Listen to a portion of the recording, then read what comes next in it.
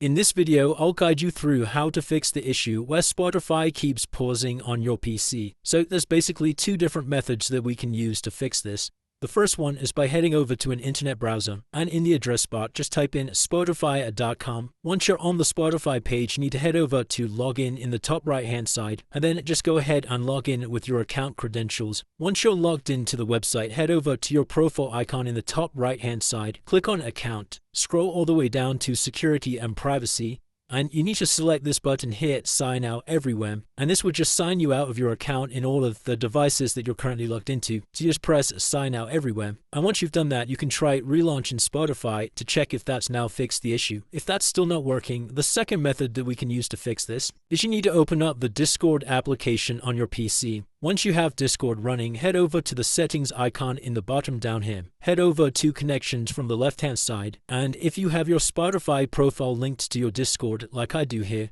all you simply need to do is press this X button, click on disconnect. And now once we exit out of Discord, that will have now fixed your Spotify playback issue. And that's it guys. If you did find this video helpful, then please consider dropping a like and subscribing.